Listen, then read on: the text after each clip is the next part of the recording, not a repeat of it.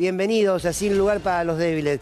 Vamos a seguir analizando. Vamos a tratar de ofrecerles disparadores para reflexionar qué pasa cuando la violencia es la regla. La violencia que genera la inseguridad, la violencia de la reacción ante la inseguridad, la violencia de los medios. Muchos podemos decir, otra vez para hablar de los mismos, sí, pero si no podemos desatar este nudo, no sé hacia dónde vamos. La verdad es que a quien les habla les preocupa y mucho, y mucho. Arrancamos Sin Lugar para los Débiles. La realidad que vivimos nunca es solo una foto. En todo caso es una película. Puede ser una película del género que quieran, según donde nos posicionemos. Puede ser una película de terror, puede ser una película para entretenernos. Lo que está claro es que la película puede conformarse de distintas fotos, pero nunca es una foto.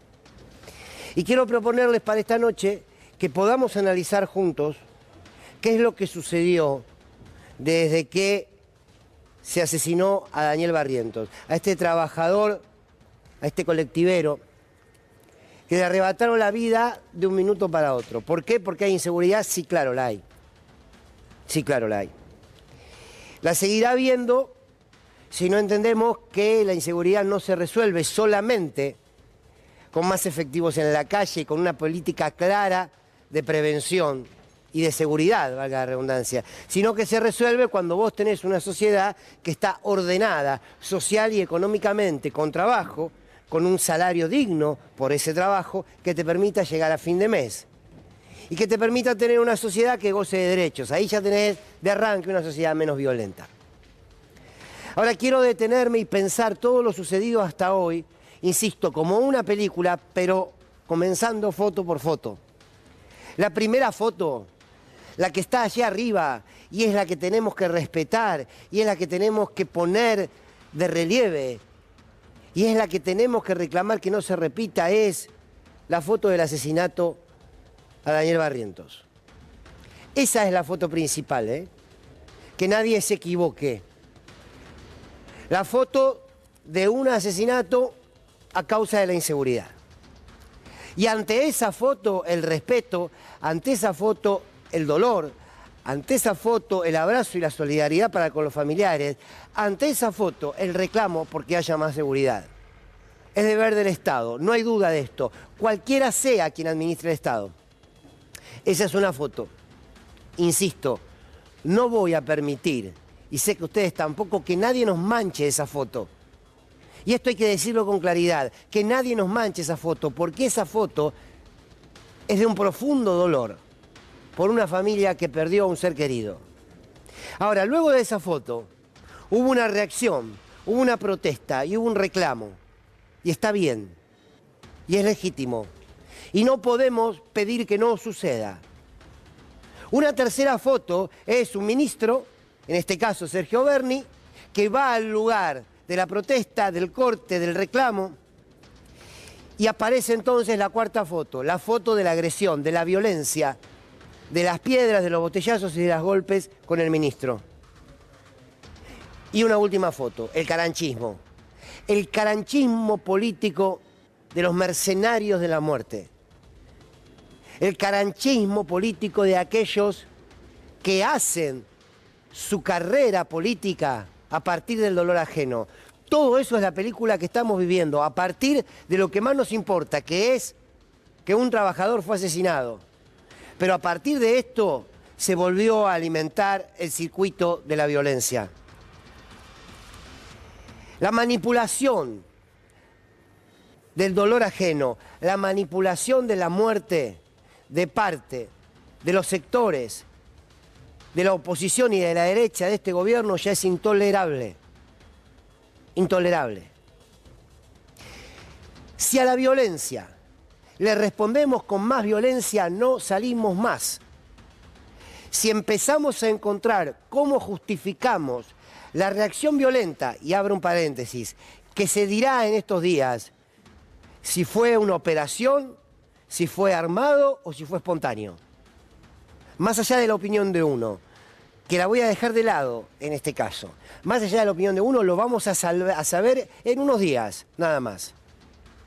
Pero me importa detenernos en si vamos a empezar a justificar la violencia ante un hecho violento. Claro está, que fue haber asesinado a un trabajador. Si a la violencia le respondemos con violencia, le estamos haciendo el juego a un sector de la política que en toda su historia ha construido poder a partir de la violencia y de los violentos. Y que en ese camino cumplen con su objetivo, que saben cuál es: construir una sociedad que desprecie la política. No me quiero detener en si Sergio Berni es un buen ministro de Seguridad, un mal ministro de Seguridad o un pésimo ministro de Seguridad. Si las formas son las correctas, si debió ir, si no debió ir. Se le puede decir lo que quiera, a Berni como cualquier otro. Lo que no podemos es ver cómo rascamos la olla para encontrarle un motivo a este ministro, como cualquier otro, para que un grupo de gente vaya y lo muela a trompadas. No. Por lo menos con algún sector del periodismo y de la comunicación y de la sociedad, no cuenten para eso. Porque luego, cuando la cadena de violencia se multiplica, dicen que no tienen nada que ver. Acabamos de ver un informe extraordinario en Duro de Domar, de cómo multiplican y vomitan el odio todos los días. Y saben que no es gratuito. Y saben que el escenario político que construyen les es favorable, más temprano que tarde. Ahora bien, un sector de la política también debe empezar a dar un poquito de respuesta, ¿eh? Estamos en un momento en la Argentina donde hay una enorme incertidumbre. Incertidumbre en lo económico, no sabes si la plata te alcanza a fin de mes. Incertidumbre en lo político, quiénes van a ser los candidatos de un lado o del otro. Incertidumbre, muchos dirán, por la inseguridad que hay. Sí, claro. Si la política en estos momentos, donde hay un sector que manosea la vida arrebatada de un trabajador para hacer política, si el otro sector no se pone la pollera y los pantalones y empieza a poner en valor y a darle certezas a la sociedad, se llevan puesto todo. Se llevan puesto todo. Lo han hecho más de una vez. No voy a comparar, no estoy comparando, pero quiero mostrarles, desde mi punto de vista, los escalones que han construido este sector de la hoy oposición para llegar al poder. Cromañón fue uno, Mauricio Macri fue jefe de gobierno por Cromañón. ¿Les importó algo la vida de los pibes de Cromañón? No les importó nada. Absolutamente nada. De hecho, luego el gobierno de Horacio Rodríguez Larreta quería sacar el santuario allí en Once, que los familiares habían construido. No les importó nada. Se montaron sobre el dolor de las víctimas de Once para hacer política. Se montaron tras el suicidio de Nisman para hacer política. El dolor real, la bronca real, la impotencia real ante la pérdida de la base, del territorio, de la sociedad, todo, es el goce de una cúpula que, insisto, tiene un negocio en la violencia. O creemos que Milei no hace su negocio con la violencia, o creemos que Patricia Bullrich no hace un negocio con la violencia. Y discúlpenme, no es mi estilo, no suele gustarme, pero la verdad es que uno también se cansa. Y tiene que decirlo. Las Viviana Canosa, los Babi Echecopar, los Leuco, los Majul, los Lanata, dan náuseas. Pero dan náuseas. Hacen politiquería barata con el dolor ajeno. Santilli, Ritondo, Caradura, D'Alessandro escribe una nota, donde si no, en el Diario de la Nación, hablando de la seguridad, un chanta de la primera hora. Y es realmente indignante, porque puertas adentras de la familia, de la casa, del colectivero, de Daniel, no hay nadie y no va a estar nadie. Entonces, si construimos el círculo de violencia, le hacemos el juego a estos miserables de la política. Hoy, como sociedad, tendríamos que estar reclamando justicia, tendríamos que estar viendo de qué manera esto no se puede repetir. Claro que reclamándole al ministro Berni. Por supuesto que sí, si se lo reclamamos a la ciudad de Buenos Aires, que cuando muere gente en esta ciudad, cuando es asesinada, Larreta sale automáticamente y dice que es la ciudad más segura del mundo, otro mentiroso. Digo, como lo denunciamos acá, lo tenemos que denunciar también en otros sectores de la Argentina, claro que sí. Ahora, el juego a los violentos no. El juego a los violentos no, porque no vienen luego de la violencia a construir la paz. A partir de esa violencia vienen a construir sistemas autoritarios, mucho más autoritarios y violentos. No hay un solo caso en la Argentina que un gobierno autoritario, democrático o de facto, haya llegado, si no es a partir de escenarios de violencia que ellos mismos multiplican. Y lo estamos viviendo otra vez. El que quiere ir armado, que vaya armado, el que mata tiene que morir, terminemos con la casta. Y así de a poquito van justificando un escenario. Si el hierro le responde al hierro, perdemos nosotros. Ellos no pierden nunca, ¿eh? Esos sectores no pierden nunca. Y creo que como sociedad tenemos historia, dolorosa historia, para saber que la violencia nunca es el camino.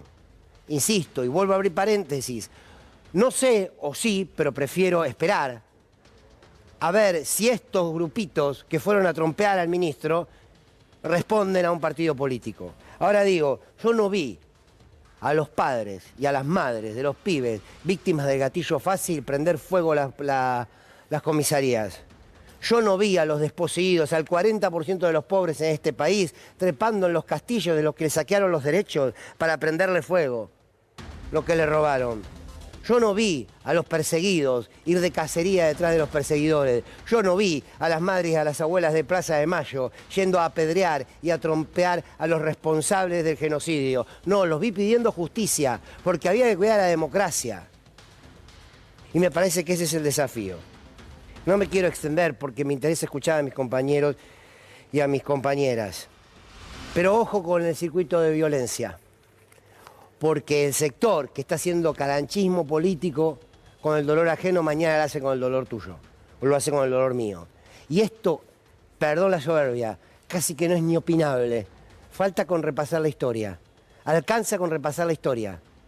Para darnos cuenta que solamente a partir del caos, solamente a partir de la violencia, solamente a partir de la desilusión, solamente a partir de la antipolítica construyen poder. Si nada de eso existe, no los vota ni los primos hermanos. Ojalá que podamos entender que estamos en un punto de quiebre, ¿eh? No le demos ni un tantito así porque se llevan puesto todas las normas de convivencia. Y vuelvo al principio. Me voy a seguir quedando con la foto del trabajador asesinado. Esa es la foto de una realidad que tenemos que transformar. Pero ojo, que en los que hoy se rasgan las vestiduras no les importa nada en la realidad. Si después te disparan por la espalda y lo justifican. Insisto, no es opinable, ¿eh? Esto al menos es repasar los hechos. Vamos a ver el informe del 9 de Nepal. Bienvenidos a Sin Lugar para los Demás.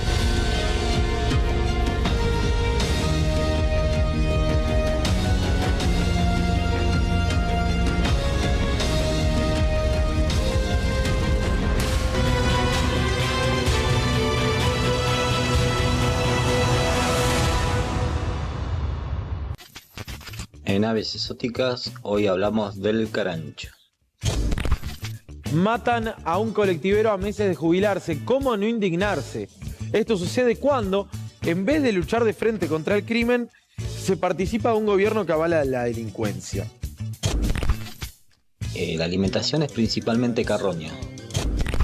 La exgobernadora bonaerense, devenida en orgullosamente porteña, dice: mi solidaridad con los millones de bonaerenses que salen cada mañana a trabajar con miedo y con la familia de Daniel Barrientos, el colectivero asesinado en La Matanza. La política se convirtió en un circo dramático y sin espectadores. Es el hartazgo, el cinismo y el relato sin respuestas. El carancho habita en zonas abiertas, en la llanura pampeana, valles, pastizales e inclusive en zona urbana se lo puede ver. 2. Bajo una pintada de Todos con Cristina casi lo linchan los mismos que lo votaron. A él, ministro de Seguridad de la provincia. A Aníbal, ministro de Seguridad de la Nación. 3. Lo rescataron el SAME y la policía de la ciudad. 4. Viva Perón. El carancho es una de las aves de contextura robusta. Tiene un cuerpo grueso. Sí, años justificando robos y homicidios, años destruyendo trabajos y oportunidades. Estas son las consecuencias, Sergio Berni. Mi solidaridad con la familia y compañeros del colectivero asesinado y con los 17 millones de bonaerenses que dependen de este gobierno de incapaces. Y es un ave que aprovecha cualquier oportunidad para robar comida y más que nada se alimenta de carroña de animales muertos.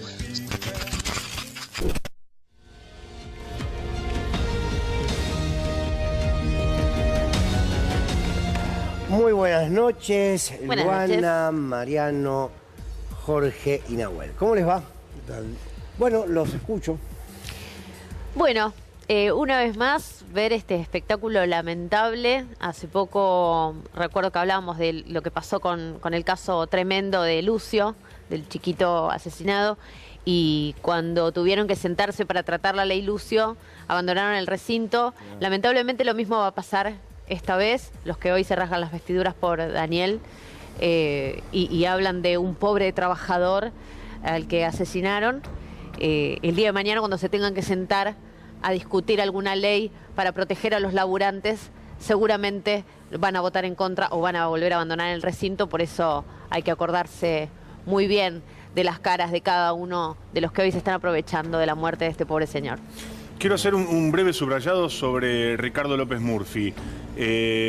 Un dirigente que tiene por característica destacable, desde mi punto de vista, lo enfático que es en sus declaraciones y sobre todo en sus alocuciones en contra del gobierno y en particular respecto de la supuesta y muchas veces comprobable inutilidad de los actuales funcionarios.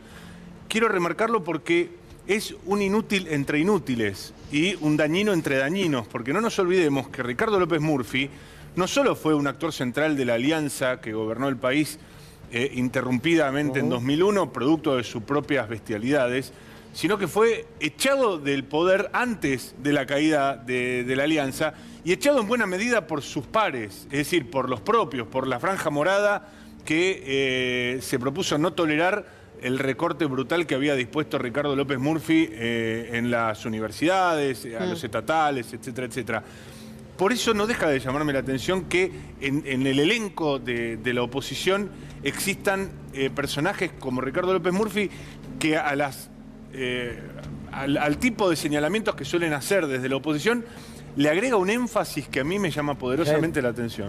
Está en pleno campaña. Vamos a ver, que lo citás a López Murphy, vamos a ver el tuit, que es fresquito, es de 1 hora. Mirá, vos fijate acá, lo que vos marcás, Mariano, el cambio también de un tono con la historia que tiene, ¿no? El cobarde de Kicillof, después dice que no generan violencia, ¿no? El cobarde de Kicillof pretende culpar a Pato Bullrich por el patético episodio que protagonizó Sergio Berni. No sean ridículos, intentaron caranchear una tragedia y se dieron un golpazo de realidad. Mirá la palabra golpazo, ¿no? En referencia, mejor intenten algo parecido a gobernar, que la gente la pasa muy mal. Si esto no es multiplicar, digo, ¿no? ¿Qué responsabilidad política y democrática puede tener López Murphy? ¿Sabes lo que pienso?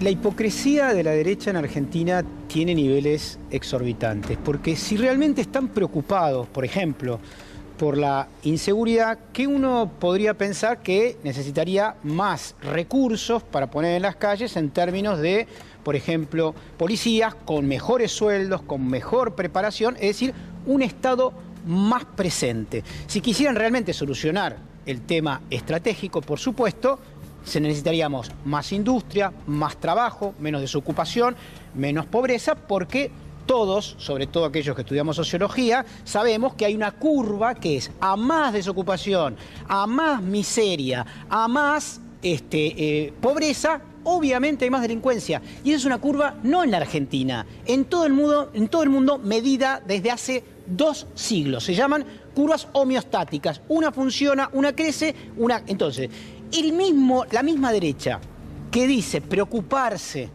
por un laburante asesinado es la misma derecha que está diciendo que quiere recortar el gasto público para que haya menos docentes, menos policías, menos seguridad en las calles, menos iluminación y obviamente lo que va a haber es el doble de desocupación, pobreza y marginalidad y violencia. Sumemos en esta cadena de odio, en esta cadena multiplicadora de la violencia desde lo verbal, el tuit de Patricia Burri también de hace un rato. La mentira de las 9 de la noche, creo exactamente. La mentira, la cobardía de no asumir la responsabilidad de los hechos, la búsqueda de culpables y la bestialidad de las palabras del gobernador nos muestran que nunca la verdad será parte del relato kirchnerista. Ministro Berni, tenga la hombría de bien de un soldado, de renunciar, y usted, gobernador, asuma su responsabilidad. A mí no me corren, no lo hicieron en el pasado, no lo harán ahora y menos aún en el futuro. A su cobardía la enfrentaré con mi coraje. Pero si es inocente debería estar tranquila, ¿no? Porque también eso es un dato. ¿Por qué tanto nerviosismo? La realidad es que Axel Kicillof mide bien en las encuestas. Entonces, claramente también se ve una animosidad ahí. Me parece que si no tienen la tranquilidad de la gente que se sabe ganadora caminando, ¿no? Esto de ganabas caminando y te bajaste, que le decían a Macri el otro día. El que gana caminando no está haciendo este tipo de artimañas para embarrar a otros. Sí, y el uso posterior, ¿no, Nahuel, de todo esto? Sí. ¿Qué es lo que genera esta indignación por encima A ver, vamos. de todo lo que Yo sucede? creo que hay varias cuestiones. La primera es qué paradójico que una república, que quienes se llaman liberales, quienes supuestamente defienden las nociones de república, después apelan permanentemente a la justicia por mano propia, ¿no? Claro. Entonces, acá fíjate la gran Claro. paradoja, ¿no? Se apela a la justicia por mano propia, quienes después dicen defender la república, las leyes, lo legal, frente al populismo que avasalla las instituciones. Primera gran contradicción. Segunda cuestión, y es más preocupante que eso, es se apela permanentemente a una justicia que lleva una demagogia punitiva, es decir, esta idea de vamos permanentemente pensando que se resuelve con castigo, cosa que después no sucede. Y lo tercero, que yo creo que lamentablemente frente a esta derecha, que como hemos dicho muchas veces, corrió más a la derecha en los últimos años, es muy probable que de acá hasta las elecciones vivamos situaciones en busca de caos.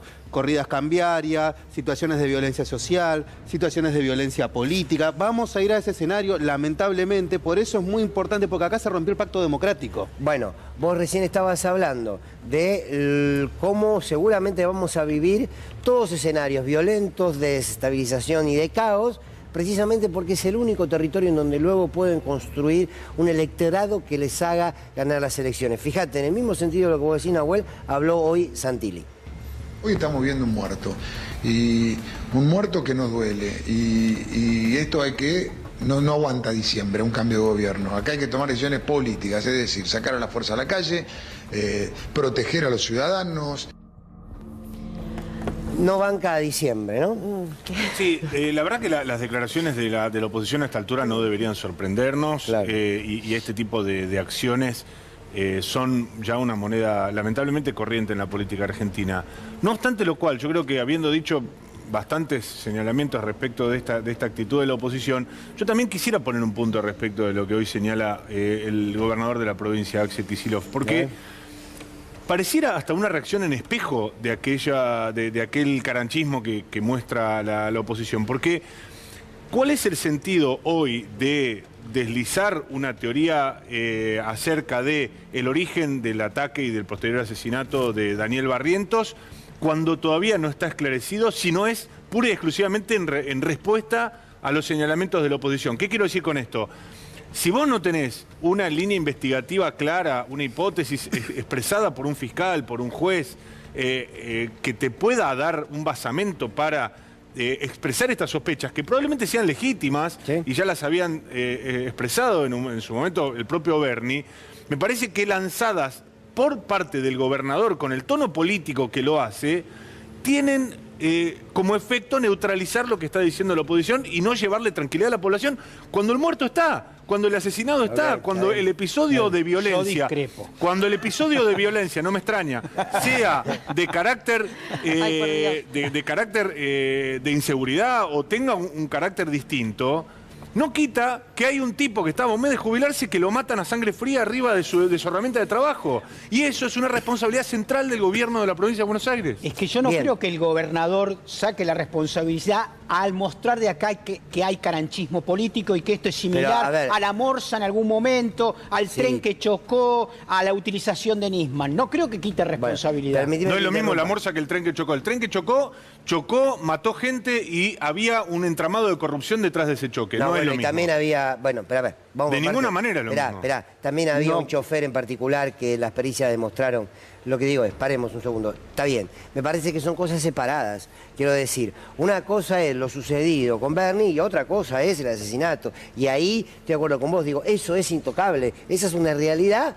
Pero el gobernador en ningún momento dijo que no era importante. Vamos a escuchar lo que dijo el gobernador con el gato silvestre esta tardecita y seguimos debatiendo sobre este tema. Las circunstancias en las que se produce el asesinato a sangre fría del chofer de la línea C20 es no dudoso, es prácticamente inédito.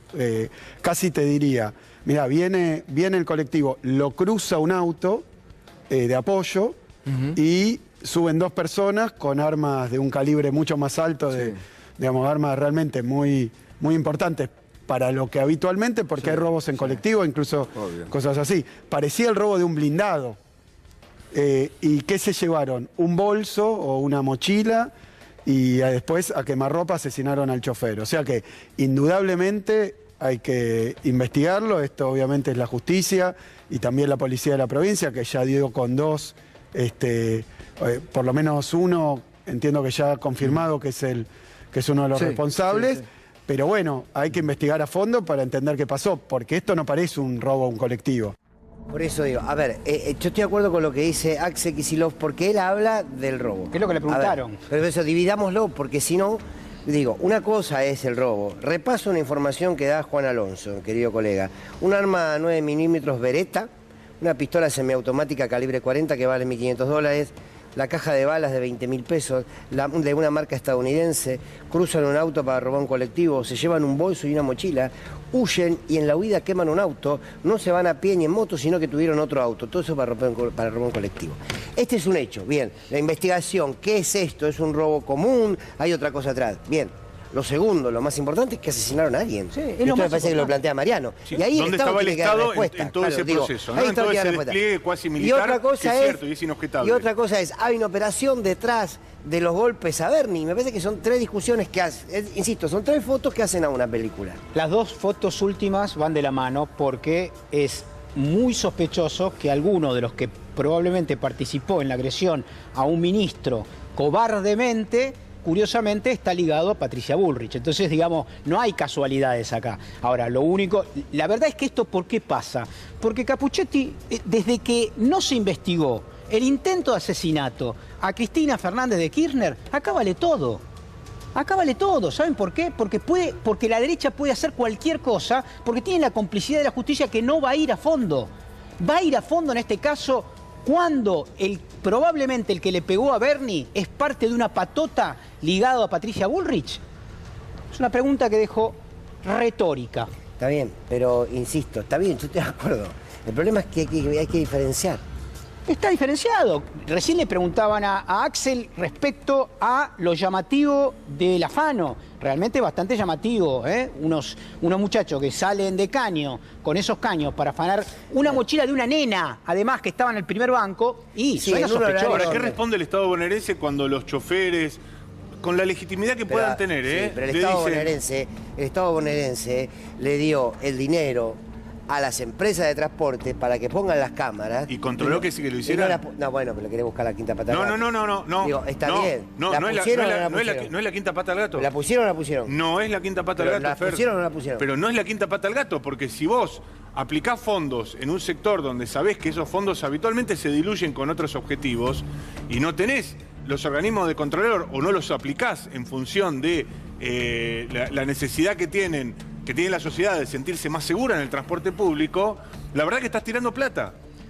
La verdad que estás tirando plata. Y esto es algo que relevan en el sector, esto te lo dicen los gremios, esto te lo dicen en el sector de los empresarios del transporte automotor, los propios empresarios del transporte automotor. ¿Por qué? Porque acá lo que hay de fondo es un sistema arcaico, totalmente desactualizado, anquilosado y dañino de subsidios al sector que se han convertido en el único recurso financiero que está detrás del transporte público. En lugar de tomar el transporte público y eventualmente estatizarlo, lo que hace el Estado es poner el 90% del costo de los servicios y entregárselo a empresas a las que después no controla. Entonces ahí tenés un problema, porque la guita la pone el Estado y ahí sí es un Estado bobo Y cuando que después no sabe a dónde va esa plata. Cuando querés estatizar, la misma derecha te salta al cuello diciendo ¿cómo vas a estatizar? Eso está mal, etcétera, etcétera. Bueno, si no tomás nunca una decisión porque la derecha te salta al cuello, la verdad que, ¿qué tipo de gobierno y a favor de quién estás haciendo?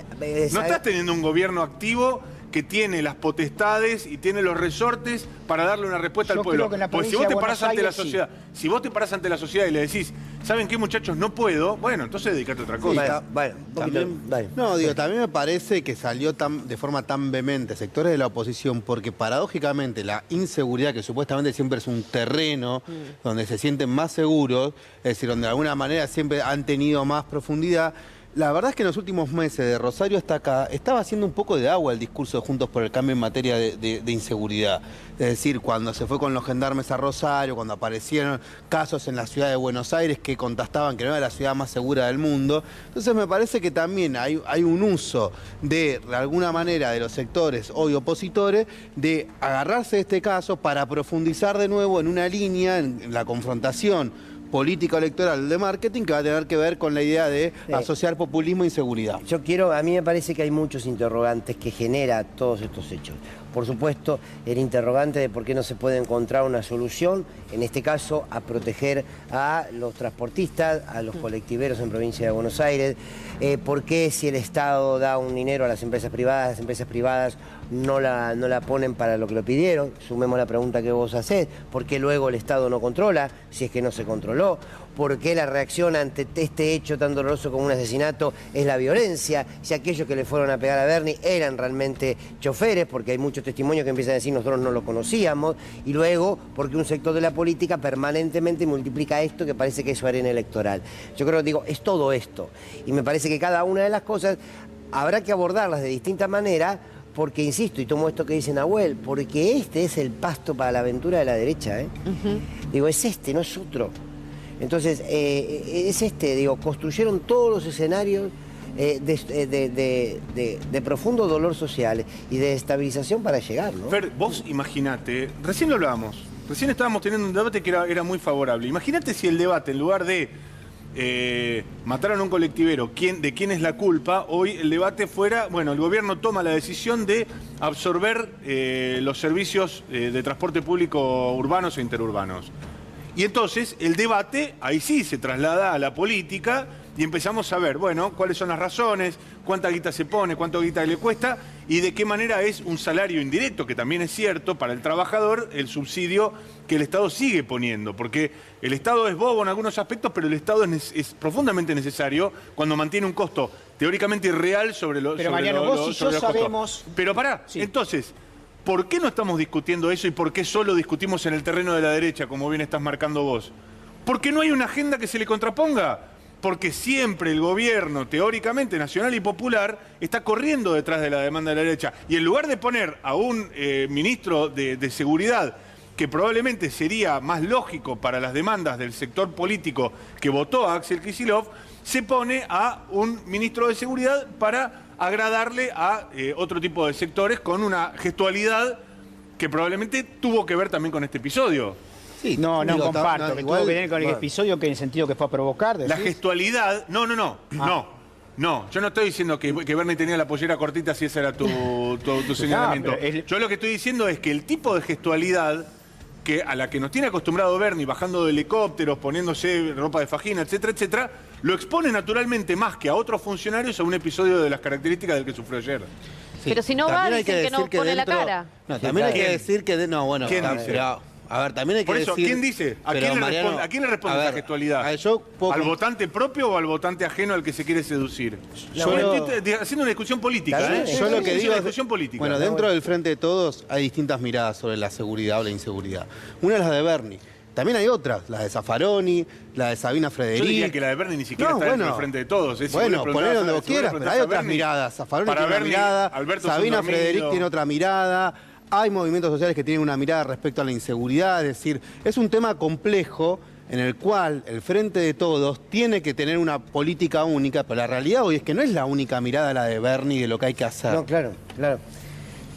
Y el tema de fondo, sí, digo, quiero volver al inicio, digamos. El tema de fondo, delito va a haber incluso y marginalidad y violencia de este tipo, incluso si el Estado toma la propiedad y estatiza el transporte público. El problema de fondo en la Argentina, muchachas y muchachos, indudablemente es la economía. Si vos tenés un 40% de pobreza, los números, les voy a decir cómo funciona en criminología, es un 0,3% de todos los desocupados en las curvas dan que se vinculan al delito. Es así, 0,3%. Vos tenés 40 millones, tenés 10 millones de personas que están fuera del mercado, hace el 0,3 y te va a dar un número. Y eso pasa acá, en Suecia, en África y en Estados Unidos. Entonces lo que hay que hacer es una política de desarrollo y de inclusión social que le dé laburo a la gente, laburo, educación, vivienda, y con eso reducir fuertemente. ¿Por qué la derecha no quiere hacer eso? Bueno, porque le gusta este caranchismo. Y también está probado que en los países donde hay más fuerzas represivas, hay pena de muerte y hay más recorte de derechos y de libertades, son más violentos. Claro. Yo tenía... Ah, sí, ¿qué tal? Yo normalmente los escucho y me aburro, pero hoy los escucho y me dan ganas de cagarlos a trompadas. ¡No! Ponerlos en fila y entrar. Por favor. Tenés que tener mucho aguante, Facherman. Tenés que tener mucho aguante. Por la chica, pero por la cosa de la igualdad no te dejaría fuera. No, pero la verdad que no puedo parar de escuchar. Al revés. Hay que tener mano dura, señores, así como la que le metieron a Bernie acá. Está muy bien, hay que cagarse a trompada con todo el mundo. Fíjense que los mismos tipos que están en las fotos cagando a trompada a Bernie están al lado de Patricia Bullrich, cagado de susto. Con ella nada. ¿Por qué? Porque le tienen respeto. A este van y lo van a... ¿Me entendés? Hay que poner a una mina así, como la Patricia. ¿Usted justifica los golpes a Bernie? A ver, no, yo no sé qué pasó ahí. La verdad, yo no estaba. Yo me hubiera encantado estar porque me hubiera metido. Pero veo que con Patricia no pasa, ¿me entiendes? Claro. Y la veo más alta, Patricia, que Bernie, no. La veo más fornida, con más clases de taekwondo, no. Ahora, el taekwondo de Bernie igual es raro. ¿No? Creo de lo que uno esperaría, no te digo kung fu cuando sale de la cantina. Fue de espalda, pero un poquito más, ¿no? Fue de espalda, le pegaron de la espalda. Claro, muy cobarde, le pegaron... Claro. Pero a usted no le preocupa, a mí me preocupa estos hechos de violencia, ¿eh? A mí me gusta que haya violencia, yo creo que la violencia engendra la violencia y eso nos va a llevar a una espiral que va a hacer que gane la derecha y entonces yo voy a estar más tranquilo porque son todos amigos míos. No como ustedes, que son un grupo de gente con el cual no tengo prácticamente ninguna coincidencia. Pero mire cómo lo aceptamos acá. ¿Cómo? ¿Cómo lo aceptamos acá? Por la fuerza, digamos, porque no hay más remedio. Bien, me parece que yo le tengo un poco de temor a que esto sea el comienzo de algo, ¿eh? Insisto, la reacción posterior, porque lo más importante sigue siendo el asesinato de este trabajador. Bien, nos vamos a ver qué es lo que pasa en Estados Unidos, ¿no? Hablando de derecha, ¿no? Hablando de Facherman. Hablando de derecha, y ahí sé que usted tiene muchos vínculos, Facherman. ¿Qué pasó con Trump?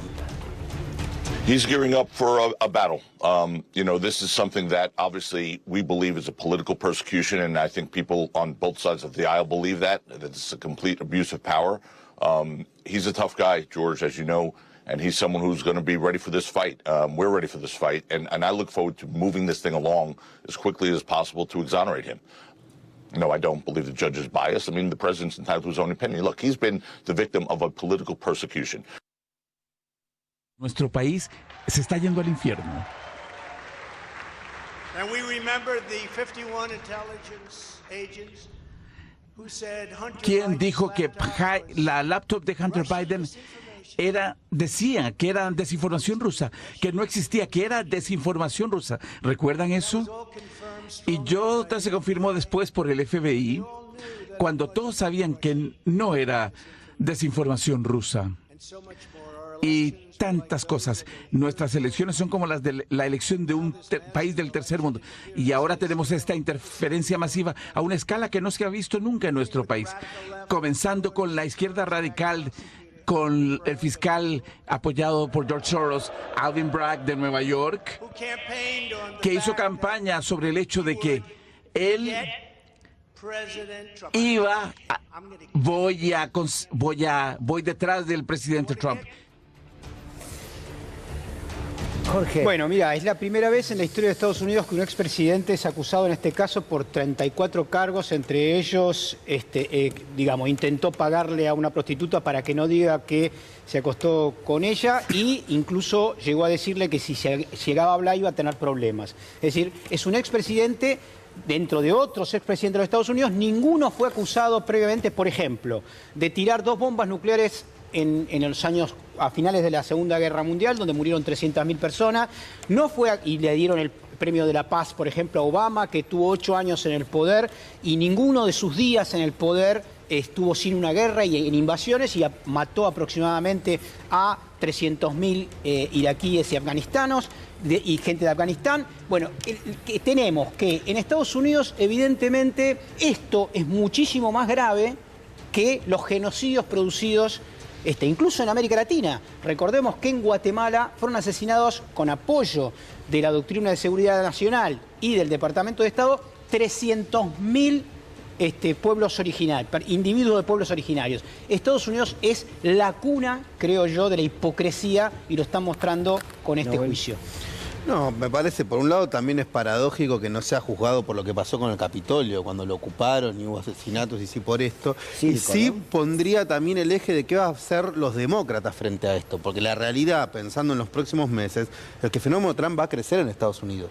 Es decir, va a crecer, bueno, va a crecer porque Trump existe más allá de Trump, es decir, está expresando a un sector del Partido Republicano que arrancó con el Tea Party, que sigue vigente, que cada vez va a estar más en una escalada de violencia, y ahí siempre va a haber el gran dilema, es decir, el Partido Demócrata sigue oponiéndole personajes como Hillary o Biden, o por el contrario, Bernie Sanders y otros espacios políticos que están dentro del Partido Socialdemócrata cobran mayor relevancia, porque lo cierto es que en la medida que sean personajes más de tinte moderado, bueno, la cuestión es que esta agenda ultraderecha que propone Trump sigue ganando terreno, aunque no esté en el gobierno. ¿Se entiende la paradoja esta? Sí, o sea, claro. Trump no está en el gobierno, pero en las calles, en los medios y en lo que tiene que ver en la acumulación de poder, va creciendo, o sea, por lo menos se ha mantenido vigente aún después de una derrota electoral. Sí, no, que hubo una cosa también de la que no hay vuelta atrás y que fue el surgimiento del movimiento Me Too, que surgió con Trump en el poder. Y que eso no es casualidad que sea también una llamada de atención, ¿no? Como toda esta embestida de la derecha, la respuesta... No sabe, claro, el movimiento feminista, bueno, las mujeres denunciando abusos y acosos dentro de la industria cinematográfica y en otros ámbitos, y como respuesta también a la propuesta que tenía Trump, ¿no? Que asumió siendo un misógino, un machista. Por eso también ahora creo que un poco está pagando las consecuencias. A mí lo que me preocupa de la posibilidad de que Trump retorne es que hubo todo un proceso de gobiernos populares en la región que transformaron la realidad de sus pueblos, que redujeron la pobreza. Luego llega, a partir del lawfare y a partir también de esta instalación de que son todos chorros y que eran dictadores y que eran populistas, la derecha empieza a instalarse nuevamente en la región, Bolsonaro, Trump, la tradición de Lenín Moreno y otros tantos, y luego, cuando se fue a votar, la región demostró que no se derechizó, sino que empezó a votar gobiernos de izquierda o de centroizquierda. Y la impresión que me da es que esos gobiernos de izquierda y de centroizquierda no fueron tan profundos en la política como para ahora volver a abrirle la puerta, sin quererlo, claro está, a nuevas oportunidades, por ejemplo, para los Trump. Bueno, fíjate, ahí yo citaría a Cristina Fernández de Kirchner, que me parece muy atinada cuando ella marca la idea de la insatisfacción democrática. Claro. Que rige ese concepto para la Argentina, rige para la región, rige para Estados Unidos. Es decir, vos ves en Estados Unidos una imposibilidad del gobierno demócrata de producir las transformaciones con las cuales llegó al poder, la idea de una mejoría en la calidad de vida de las grandes mayorías, etcétera, etcétera. Ahora, esa misma insatisfacción democrática con otros vectores, con otras necesidades, con otras demandas no satisfechas, está presente en Argentina. Sí, y claro, eso es el caldo ineludible de cultivo de las extremas derechas. Porque vos fíjate que, la verdad, no se han esmerado mucho las extremas derechas en el mundo, ni en la Argentina ni en Estados Unidos por encumbrar a líderes que nos vayan a sorprender demasiado. Margaret Thatcher por lo menos era una mujer pensante. Donald Trump claro. es un monigote. Mauricio Macri, la verdad que no es nada para enorgullecerse. ¿Cómo le vas a decir monigote a Trump? Perdón. Acabas de quedar afuera. Para mí, con este comentario, digamos, yo diría... Ganaste un enemigo, Mariano. No lo dejen entrar más. Usted sabe que tengo una sorpresa para usted, para que sepa que algo de cariño le tomamos en este Ay, tiempo. mire, Sí, un yo poco lo pensé que usted queremos. ya no podía esperar Hay nada. un mensaje que nos lo mandaron para usted, ¿En serio? viene de los Estados Unidos. ¡Ay, qué emoción! A ver. A ver.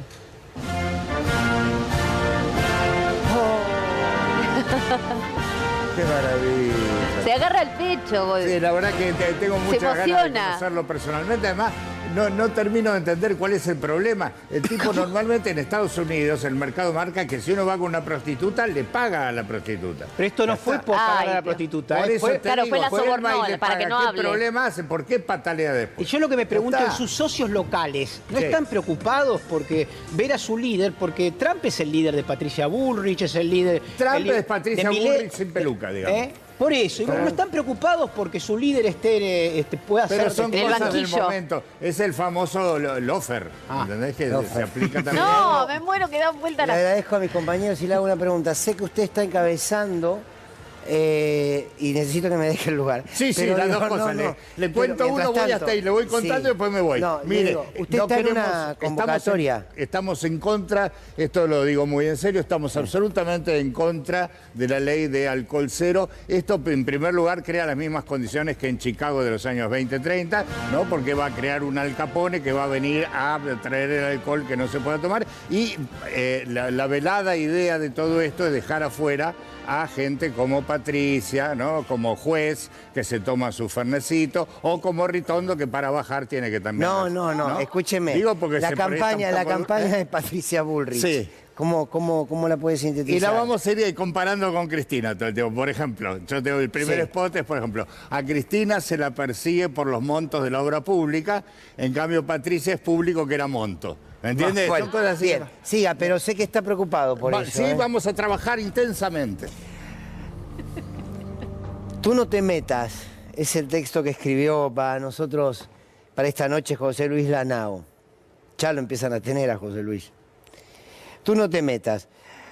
Las verdaderas pandemias mortales de este mundo son el hambre, la pobreza, la inmigración masiva, las enfermedades de los países pobres, la violencia, el odio obsceno, salvaje, irracional. Pero estos males endémicos no causan miedo, ni pánico, porque no se transmiten a través del aliento. Nos hicieron creer que después de la pandemia dibujaríamos un mundo mejor, más cercano, más solidario. No fue así. Regresamos a la estepa. El no te metas está más vigente que nunca. Goza de muy buena salud. Esta mañana, el nene llegó de la facultad muy excitado. Tuvo que correr delante de la policía. Hubo gases lacrimógenos, balas de goma y algunos heridos. Mientras se sentaba a la mesa y le contaba a su papá lo sucedido, su padre le dijo: hijo, no te metas. Su progenitor nunca se metió en problemas, claro. Con 20 años alcanzó la universidad y con 40 amaneció siendo CEO de una multinacional. Con el tiempo se convirtió en un economista de prestigio, empecinado en reducir el Estado y en triturar el gasto social. Ahora se encuentra sentado en el comedor de su casa, rodeado de muebles lavados de estilo nórdico y cuadros abstractos colgados de la pared. Al momento del café llega su hija, un poco exaltada, viene nerviosa, después de asistir a una reunión en el trabajo donde se reclamaron algunos derechos. Mientras empieza a contar lo que sucede, su mamá le dice: hija, no te metas. Esta advertencia de hijo, hija, no te metas, transmitida de generación en generación, ha fabricado por lo menos dos tipos de ciudadanos. Unos en forma de pacientes ovejas y otros en forma de lobos esteparios. Solo nos queda el engaño de lo que somos. ¿Cómo me gustó esto? Solo nos queda el engaño de lo que somos, el olvido de lo que hemos sido y la negación de lo que podemos ser. En ocasiones nos jugamos la vida en los deseos, como ese enfermo que necesita un trasplante de corazón y deciden ofrecérselo dos. Uno de un joven deportista y otro de un viejo ejecutivo del Fondo Monetario Internacional. El paciente elige el segundo corazón. Sorprendidos le preguntan, ¿por qué? Hombre, es que no se ha usado demasiado. Hasta mañana. Aquí tiene un lugar, aunque no para los débiles. Chao.